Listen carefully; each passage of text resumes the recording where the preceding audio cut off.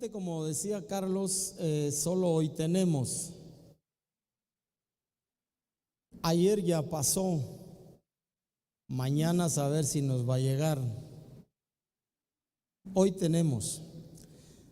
Y hoy es el día para aprovechar de la vida, hoy es el día para invertir en otros y que otros inviertan en nosotros también. La vida cristiana en sí es un desafío continuo a vivir nuestro presente, habiendo aprendido de nuestro pasado y confiando nuestro mañana y nuestro futuro a Dios si es que nos lo da.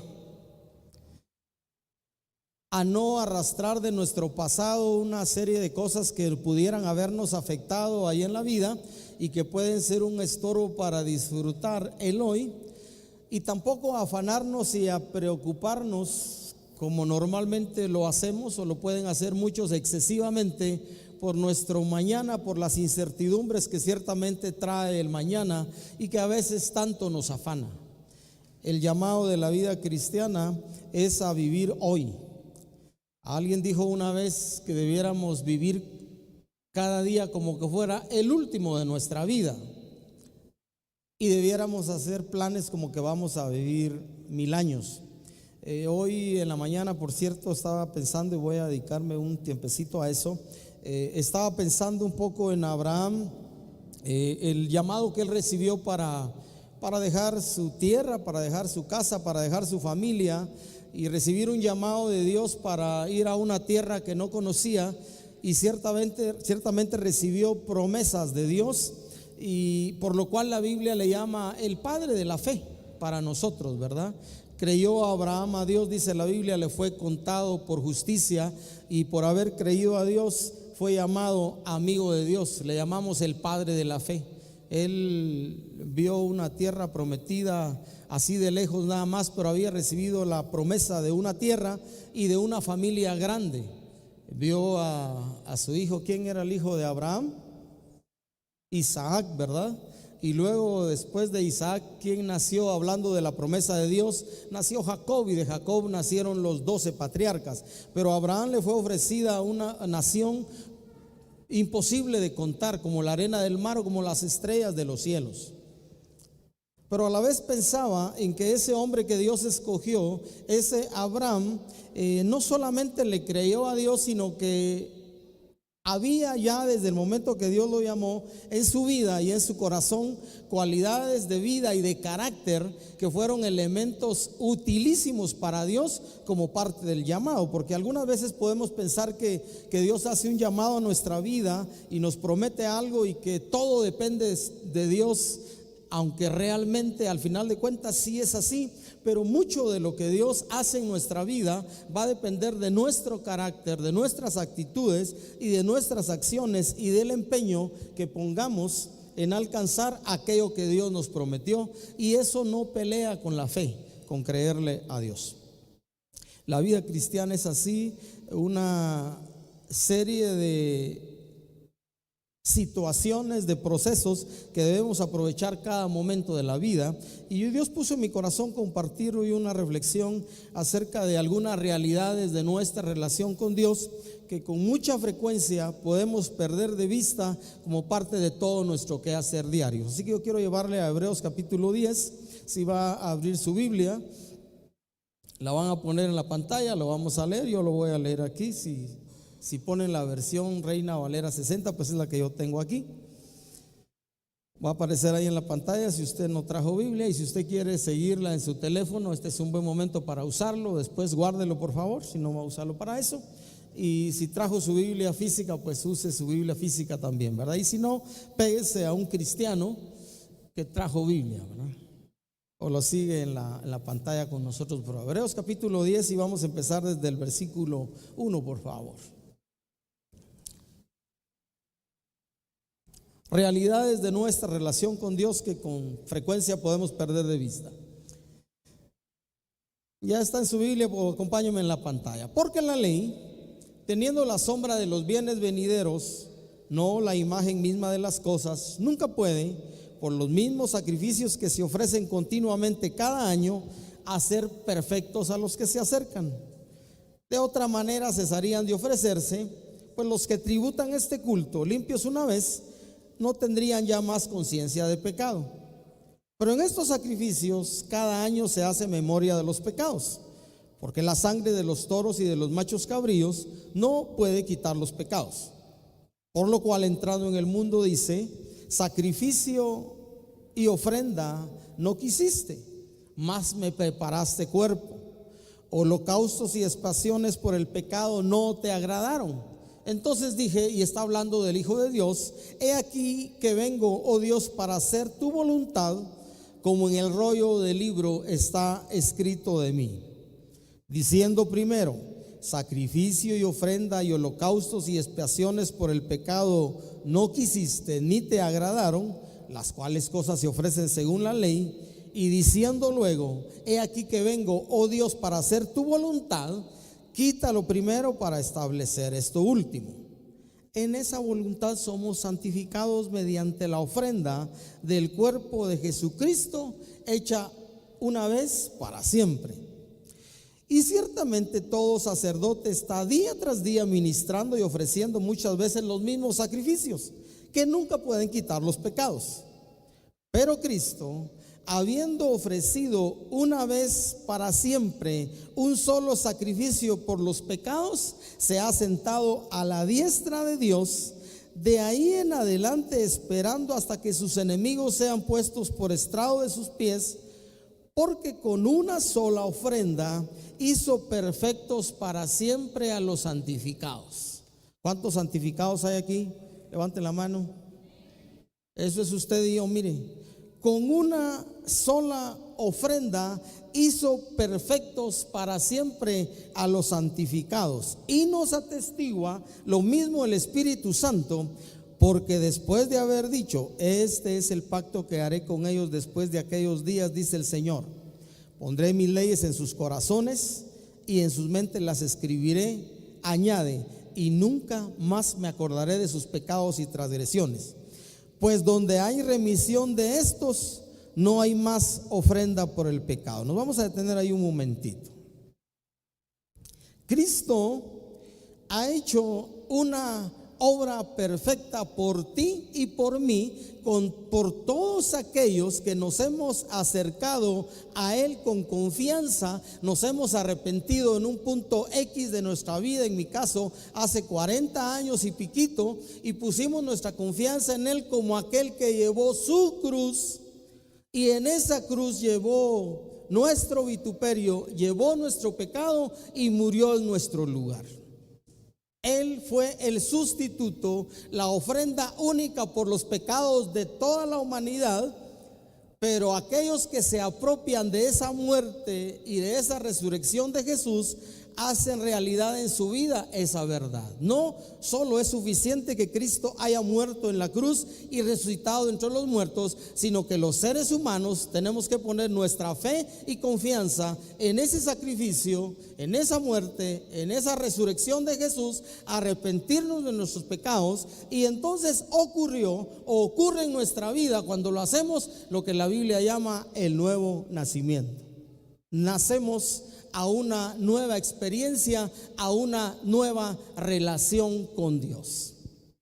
Desde el día que tú y yo pusimos nuestra confianza en Jesús como Señor y Salvador, empezamos una relación diferente con Dios. Todos los seres humanos, hay una lucha ahí con el hecho de que si todos somos hijos de Dios, o algunos no son hijos de Dios, otros son hijos de no sé quién. Por creación, porque Él es el autor y dador de la vida, Dios es el Padre de todos los seres humanos. Pero por adopción hay hijos que por medio de Jesucristo fueron recibidos como hijos de Dios, como dice Juan 1, 11 y 12. Jesús vino a lo suyo, vino a su pueblo, pero los suyos, su pueblo, no le recibieron. Y el versículo 12 dice: pero a todos los que recibieron, o más a todos los que recibieron, a los que creen en su nombre, Jesús, Él les dio el derecho, el privilegio de ser llamados hijos de Dios. Y eso es lo que somos por adopción. Dijo alguien una vez: los seres humanos que nacen una sola vez mueren dos veces, mueren físicamente y están separados de Dios por la eternidad. Y las personas, los seres humanos que nacen dos veces, que nacimos de nuestra madre y nacimos de nuevo por el Espíritu, morimos solo una vez físicamente y de ahí pasamos literalmente a la vida eterna con Dios. Es una nueva relación, es una nueva dimensión. Y del versículo 19 en adelante, yo quiero mencionar 4 realidades de nuestra relación con Dios que tú y yo podemos aprovechar diariamente en nuestro hoy que Dios nos da. Versículos 19 al 21. Como Cristo ya hizo toda esa obra, murió una vez y para siempre, hizo perfectos a los santificados, ya Dios no se acuerda de nuestros pecados, dice el escritor de Hebreos: así que, hermanos, teniendo libertad para entrar en el lugar santísimo por la sangre de Jesucristo, por el camino nuevo y vivo que Él nos abrió a través del velo, esto es de su carne, y teniendo un gran sacerdote sobre la casa de Dios. Ahí vamos a parar. Dice: acerquémonos con corazón sincero. La primera realidad, y que muchas veces perdemos de vista, es que tenemos libre y permanente acceso a la presencia de Dios. Y si lo pongo en otra dimensión, desde el día que tú y yo nacimos de nuevo, la Biblia dice que fuimos sellados con el Espíritu Santo de la promesa, y tú y yo ahora somos casa de Dios, templo de Dios. ¿No saben ustedes, dice Pablo, que el Espíritu de Dios mora en ustedes, que ustedes han sido comprados con precio, que no se pertenecen? Porque el Espíritu de Dios mora en vosotros. Glorifiquen pues a Dios en su cuerpo y en su espíritu, los cuales son de Dios. Eso es una realidad permanente en nuestra vida. Estemos reunidos en las instalaciones donde nos reunimos como parte de la iglesia, como iglesia, en un grupo de nueva mujer, en un grupo de jóvenes, en las iglesias, en el hogar, a cualquier reunión donde vayamos, hay una dimensión diferente de Dios. Pero al salir de este lugar, al estar en la casa planchando la ropa, todavía planchan algunas por aquí, lavando la ropa, tienen lavadora en la casa, todavía usa pila, haciendo los frijolitos, volteándolos o parados como a usted le gustan. Mientras usted hace eso, mientras usted maneja su moto, su carro o va en el bus, usted y yo tenemos libre y permanente acceso a la presencia de Dios, lo cual debiera ser aprovechable al máximo, porque Dios quiere hablarnos, porque Dios quiere comunicarse, porque Dios quiere hacernos saber que está allí. Y lo necesitamos. No sé si le pasa, pero a veces nos ocupamos tanto de algunas cosas que pareciera que perdemos la conciencia de eso. Y a veces nos afanamos tanto en algunas cosas, y usamos esa palabra, nos estresamos, ¿verdad? Tanto que perdemos de vista la realidad y la conciencia que debemos tener de que en Él vivimos, nos movemos y somos, y por consiguiente, como resultado de esa sublime gracia que Dios nos dio, tú y yo tenemos acceso y derecho a estar en paz aún en medio de las circunstancias difíciles de la vida, si lo puedo decir de una manera, hasta morirnos en paz, hasta caernos en paz, hasta estar enfermos a veces, porque nos puede pasar. Cada vez que escucho ya a gente ya mayor, dice: y es que como el cuerpo ya se va deteriorando, y a uno le cuesta aceptarlo, pues uno quisiera ser patojón toda la vida, ¿verdad? Que nada le pase a uno. No, mire, algunos a mí me asombran, ¿verdad? Y mire, ya estoy grande, dice, tengo 40 años. A patojo, le digo yo. No ha llegado a la tercera edad ni a la cuarta. Y cuando esas cosas de la vida diaria nos afligen, no tener trabajo, ¿verdad? Nos aflige hasta que Dios nos abre las puertas y nos contratan de nuevo y miramos su mano. No tener provisión para los hijos. No tengo el privilegio de ser padre, pero conozco padres y madres que andan toda la semana, todos los meses, chicos, hijos que están aquí que dependen todavía de sus padres, trabajando y ver cómo proveen para nuestra vida. Ahí que lo debieran hacer en paz, entendiendo que ese Dios en quien vivimos, nos movemos y somos, es una realidad en nuestra vida, y Él está ahí para traer paz a nuestra mente, a nuestro corazón. Yo no sé si le pasa a usted. Yo soy con cierta frecuencia así, ya he aprendido a entrenar un poco mi mente, mi corazón para eso, pero cuando a mí algo me inquieta y me preocupa, yo soy de los que ando pensando y pensando y pensando y pensando 1000 soluciones para un problema. Y eso me desgasta, si no me cuido, no me pasa con mucha frecuencia, pero me puedo estresar. Mi receta para el estrés es: bájelo a 2 o súbalo a 4. Pero no, estrés no, el 3 no. Tranquilos, pero cuesta. Hay que entrenar el corazón. En el mundo, les dijo Jesús a sus discípulos, tendrán, ¿qué les dijo? Aflicción, pero en mí tendrán, ¿qué? Paz. Filipenses 4, ¿qué dicen los de INSTE? Por nada estén, ¿qué?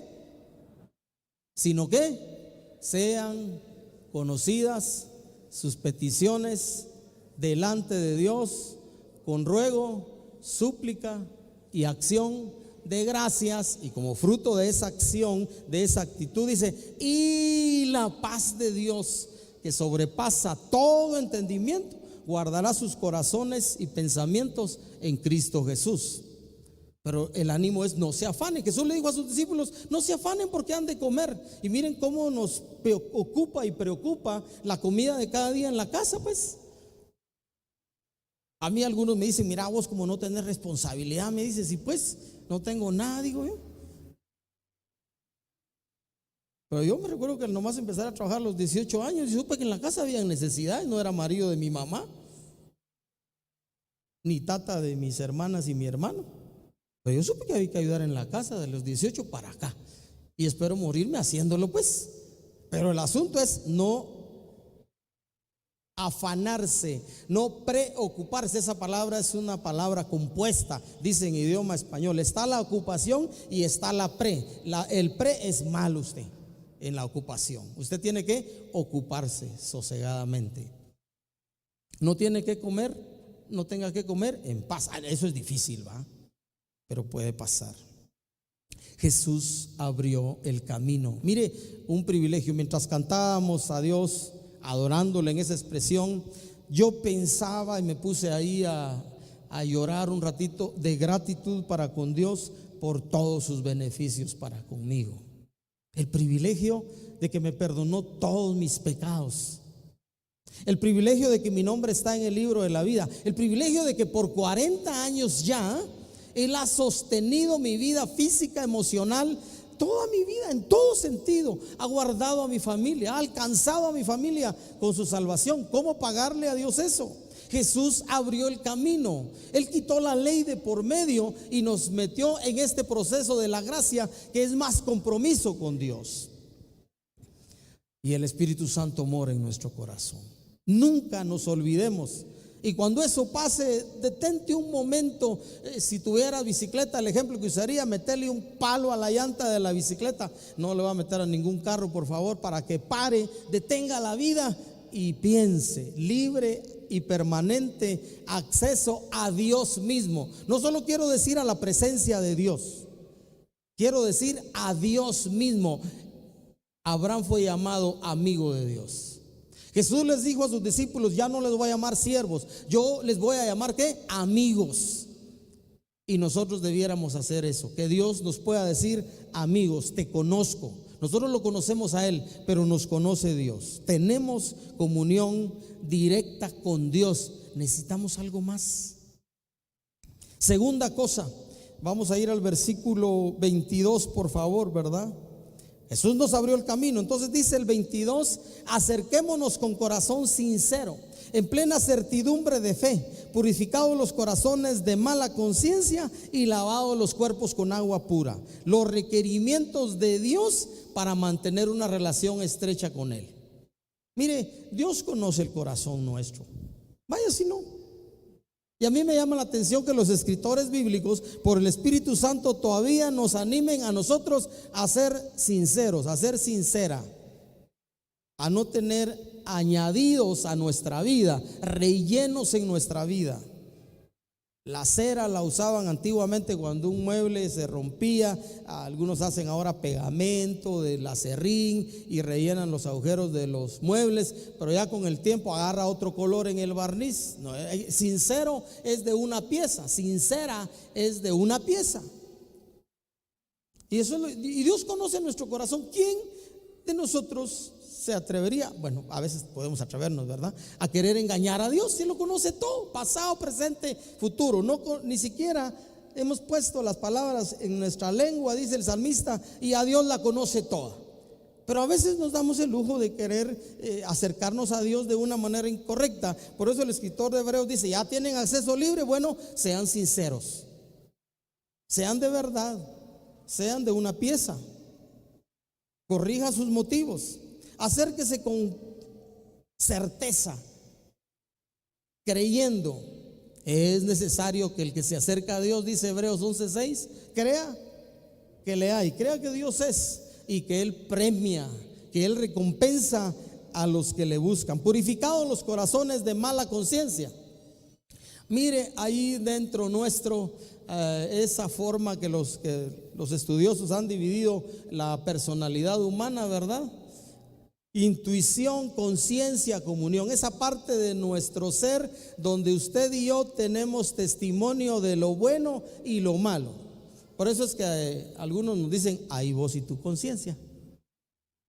Cuando ya no saben si les estamos diciendo la verdad, nos paran diciendo eso, o nosotros se lo decimos a algunos: bueno, ahí vos y tu conciencia. Como decir: si me estás engañando, cosa tuya pues. Purificados los corazones de mala conciencia. ¿Por qué? Porque tenemos un camino franco y abierto a Dios. ¿Por qué? Porque Dios ya hizo en Cristo Jesús una provisión suficiente para que ustedes y yo estemos en la condición necesaria para relacionarnos con Dios. Y luego dice: lavado los cuerpos con agua pura. Y aquí quiero hablar un minutito de la importancia del efecto de la obra de la palabra de Dios en nuestra vida. Jesús le dijo a sus discípulos: ustedes están ya limpios por la palabra que les he hablado. ¿Con qué? Dice el salmista: ¿con qué limpiará el joven su camino? Con guardar tu palabra. Eso es lo que la palabra hace en nuestra vida. Santiago compara la palabra de Dios a un espejo. Póngale que un día mi sobrino, creo que lo conté una vez aquí, ya estaba todo despeinado, y vengo yo y le digo: usted anda despeinado, pero no estaba con ni un espejo. Entonces él hizo así, mire, y se fue. Y según él se arregló. Pero la única manera, las mujeres lo saben más, es ir al espejo, ¿va? Está el último pelito bien pegado con cera, ¿va? Lavados nuestra vida con agua pura, con la palabra de Dios, y entonces somos aceptables a Dios. Libre y permanente acceso a Dios mismo. Hay requerimientos que necesitamos llenar. Tercera realidad de nuestra relación con Dios: usted y yo necesitamos cultivar firmeza en la esperanza. Note que no dije en la fe, aunque también está incluido. Dice el 23: mantengamos firme, sin fluctuar, la profesión o la confesión de nuestra esperanza, porque fiel es el que prometió. La esperanza. Dice que la esperanza, la palabra esta esperanza en la Biblia tiene que ver con aquellas cosas que nosotros sabemos que Dios nos va a dar o nos puede dar, y que todavía no tenemos o no vemos, porque lo que ya vemos y ya tenemos, dicen los escritores de la Biblia, ¿para qué esperarlo? La esperanza de la vida eterna. Ya disfrutamos la vida eterna.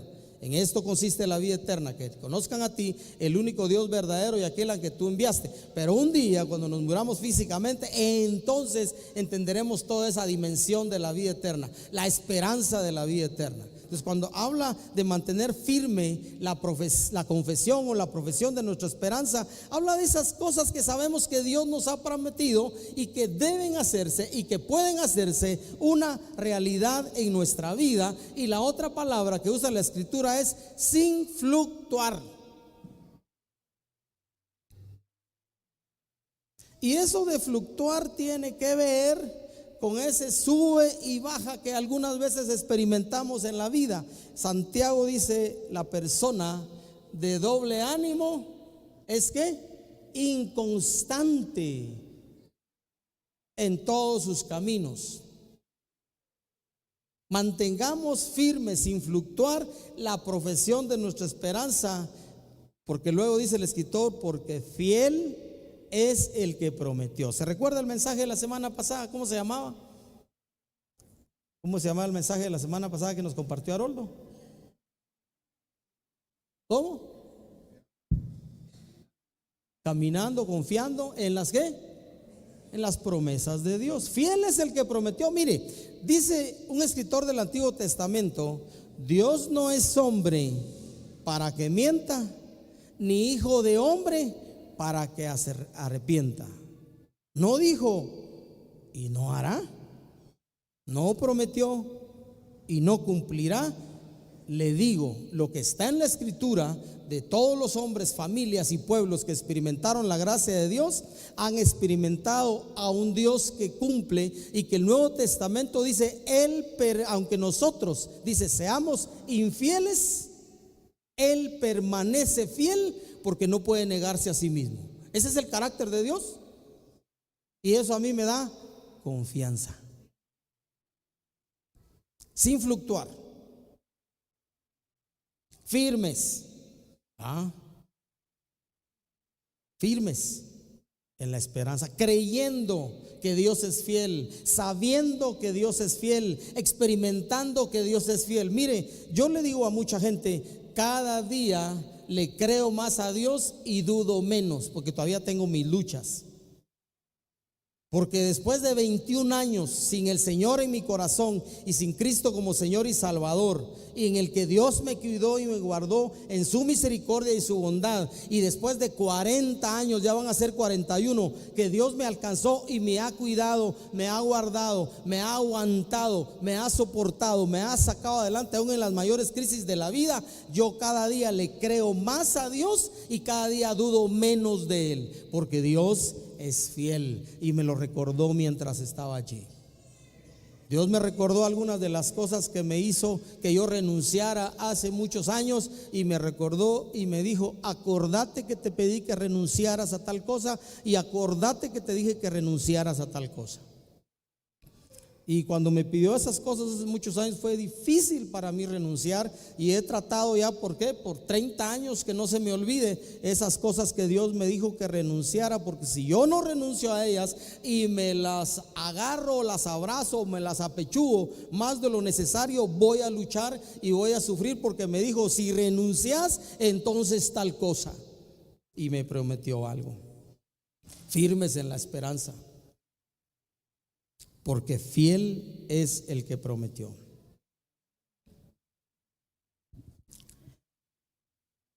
Y dice que la esperanza se fortalece con la paciencia y con la prueba. Esas son también buenas noticias. Porque cuando estamos pasando crisis, dice, la prueba produce paciencia, y la paciencia produce prueba, y la prueba esperanza. Ahí va el proceso. Y déjeme decírselo de esta manera: y de tanto sufrir y sufrir, uno aguanta más usted. Suena raro, ¿ah? De tanto sufrir y sufrir y sufrir, uno aguanta más. Esa es la verdad. La esperanza no avergüenza. ¿Sabe qué dice 1 Corintios 13 al final? Ahora permanecen la fe, la esperanza, el amor. El mayor de los tres es el amor, pero Pablo, exhortando a los creyentes de Corinto a hacer todas las cosas para amor, le dice: permanecen la fe, la esperanza y el amor. La esperanza es clave en la vida cristiana, así como la fe, así como el amor, determinantes en nuestro continuo caminar con Dios y con la gente. La esperanza no avergüenza. La Biblia llama al Dios el Dios de la esperanza. Firmes en la esperanza, sin fluctuar. ¿Así? Y la última cosa que quisiera hablar de estas realidades de nuestra relación con Dios tiene que ver con el hecho de que usted y yo en esta relación con Dios fuimos llamados también a enriquecer un pacto de familia, un pacto de hermanos. Y eso lo vamos a ver en Hebreos 10, 24 y 25. Ahí lo van a poner en la pantalla.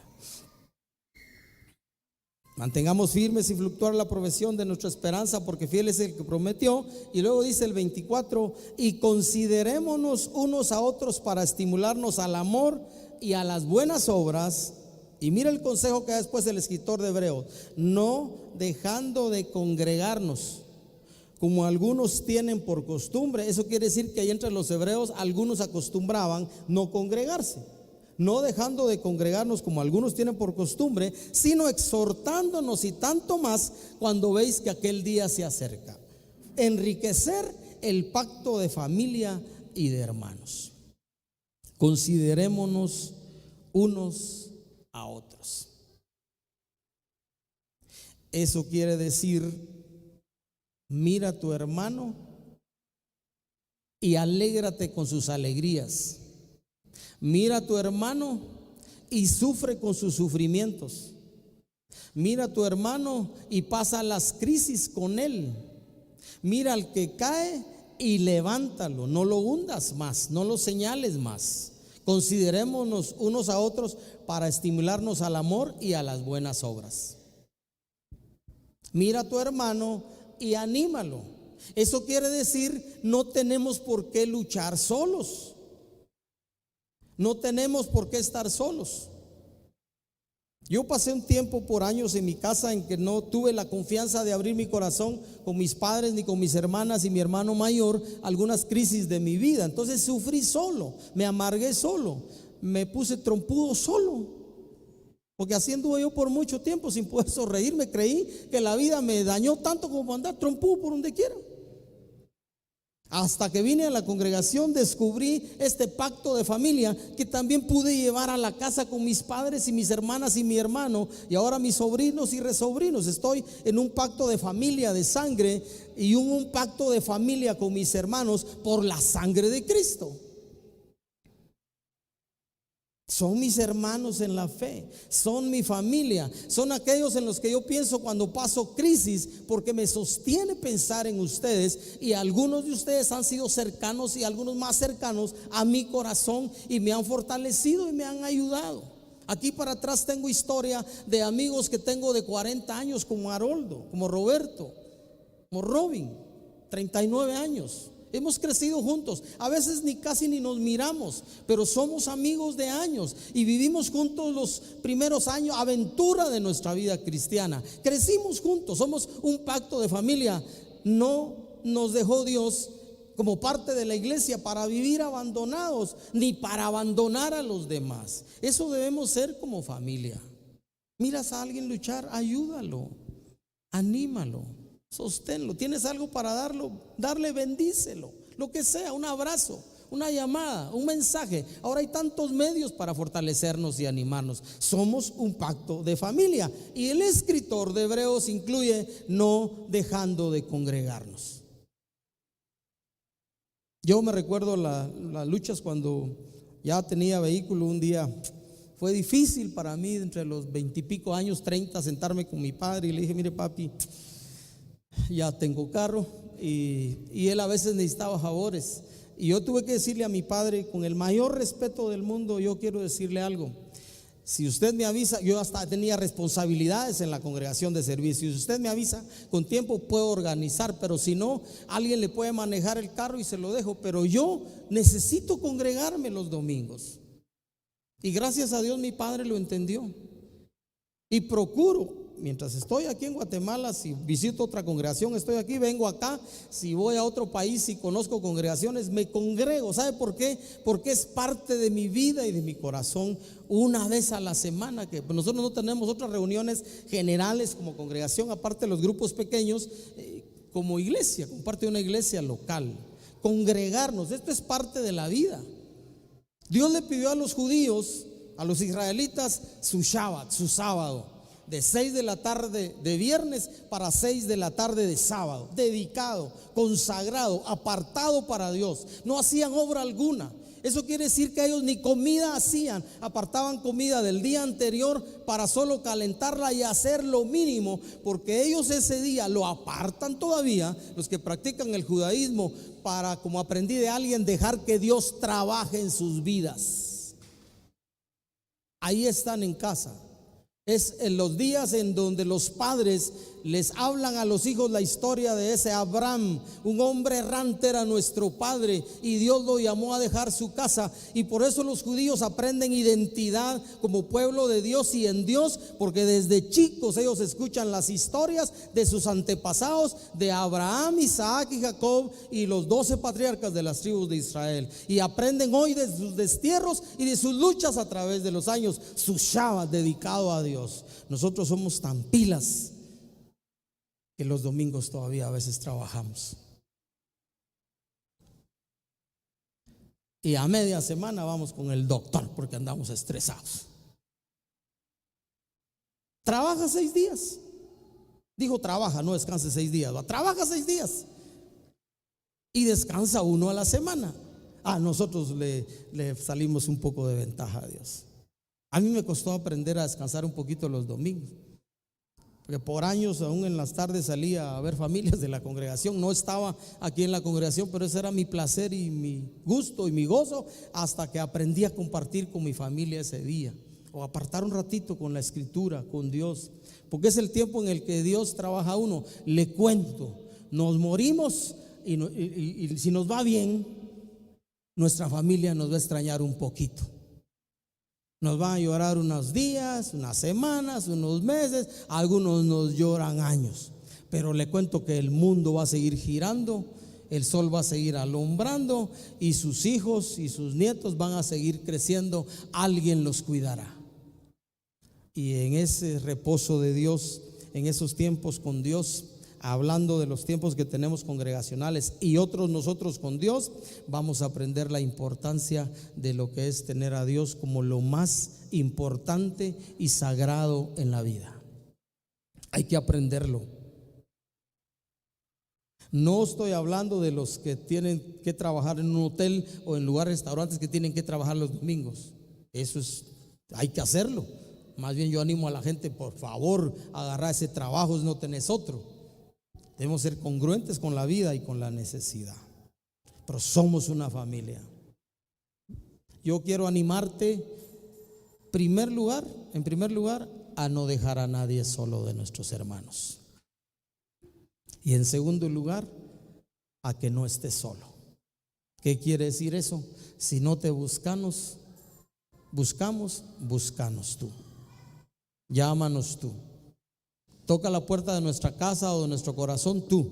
Si no te buscamos, si no te ayudamos, si no te fortalecemos, si no oramos por ti, pídenlo, búscanos, porque ese es el pacto de familia. Es una reciprocidad. El mejor ejemplo que hay en la Biblia, según yo, de lo que debe ser esta relación de hermandad, es cuando nos habla de nuestro cuerpo humano y compara la vida de la iglesia a cómo en el cuerpo humano nuestros órganos por naturaleza, por intuición, se protegen los unos a los otros. Eso es automático. Nos duele algo y rápido va la mano a donde nos duele, donde nos molesta algo. Nos tenemos que arreglar algo y rápido va la otra mano a arreglarlo. Así es, así debiera ser en este pacto de familia al que Dios nos metió. Son realidades que nunca debemos olvidar. No dejemos a nadie solo y tampoco permitámonos estar solos. Yo sé que toma tiempo hacer amigos de verdad, pero Dios nos metió en este pacto de familia, de hermanos, en el que podemos ser hermanos, pero también podemos desarrollar amistad como parte de la hermandad que le hace tanto bien al corazón y a la vida. Amén. Somos parte de una gran familia, la familia de Dios. No estamos solos, no estoy solo. Se acabó mi soledad hace muchos años, de verdad. Yo sé que puedo contar con mi familia en la sangre y sé que puedo contar con mis hermanos en la congregación también. Pongámonos de pie, por favor.